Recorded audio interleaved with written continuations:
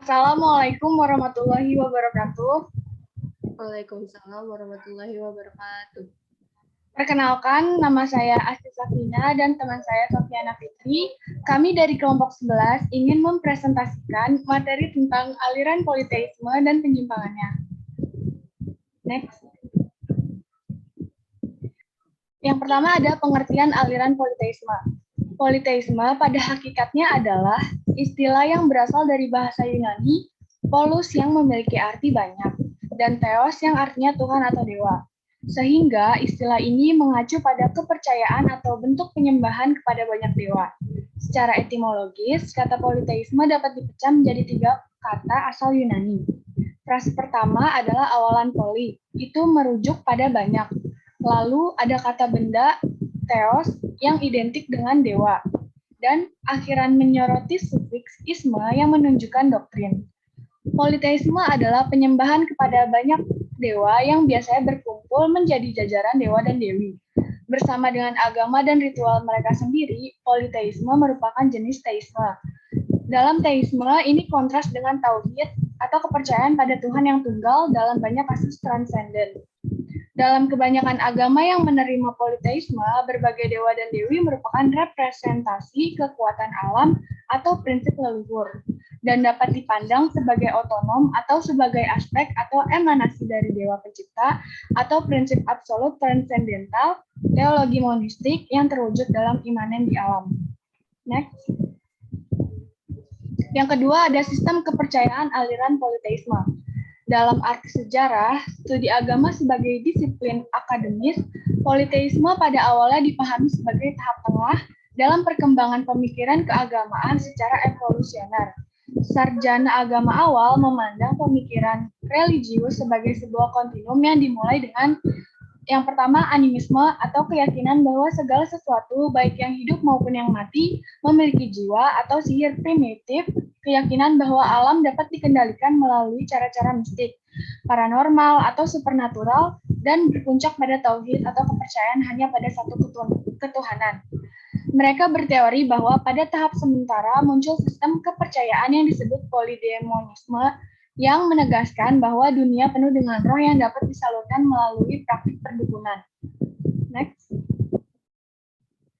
Gagasan politeistik tentang ketuhanan sangat berbeda dan terstruktur. Banyak dewa masing-masing memberikan kekuatan terpisah untuk pemeliharaan berbagai aspek realitas, memungkinkan manusia untuk menegaskan perbedaan penting antara berbagai aspek ini dan untuk memberikan penjelasan etiologis untuk hubungan antara dan fungsi banyak elemen di dunia ini.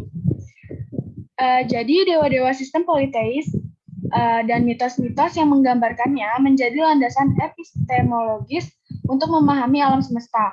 Maka tidak mengherankan bahwa dalam banyak kasus seperti yang terjadi dalam mitologi Yunani atau Norse, kisah para dewa menjadi batu penjuru bagi hampir semua upaya keagamaan. Mitologi-mitologi ini dikatakan membuat dewa-dewa politeistik sangat menarik bagi pikiran manusia, karena mereka mewakili yang ilahi dalam istilah-istilah antropomorfik yang dipersonalisasi daripada menggunakan formulasi teologis yang sering tidak dapat dicapai. Selanjutnya akan dilanjutkan oleh Sofiana Fitri. Yang selanjutnya ada beberapa contoh aliran politeisme. Mitologi Mesopotamia dan Sumeria. Mitos Mesopotamia dan Sumeria menceritakan tentang banyak dewa, seperti An, dewa langit, Enlil, dewa udara dan badai, Enki, dewa air dan bumi.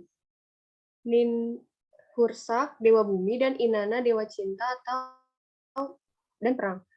Selanjutnya, dewa-dewa tertentu memiliki berbagai yurisdiksi kekaisaran Mesopotamia, seperti Asyur, dewa pelindung Asyur, dan Marduk, dewa pelindung Babilonia. Dalam praktik keagamaan, setiap kuil di Sumeria dinamai menurut nama satu dewa. Misalnya, kuil Anna di Uruk dinamai menurut Inanna, dengan perluasan peradaban Sumeria ke daerah sekitarnya. Dewa-dewa ini menjadi bagian dari satu keluarga dewa yang dikenal sebagai Anunnaki, tingkat di mana dewa Sumeria dan Mesopotamia dipahami sebagai antropomorfik juga berkembang selama berabad-abad dan seiring dengan perluasan kekaisaran. Mitologi Yunani. Dewa-dewa Yunani memberikan contoh politeisme yang paling akrab bagi ilmu pengetahuan barat. Kisah mitologi mereka yang luas dilestarikan dalam drama, seni visual, dan puisi epik, menunjukkan bahwa orang Yunani kuno percaya pada dewa-dewa yang mandiri dan sangat dipersonifikasikan yang bukan merupakan aspek dari keilahian yang lebih besar. Sebaliknya, mereka dipandang berdiri sendiri, mewakili aspek-aspek tertentu dari kosmos atau pengalaman manusia.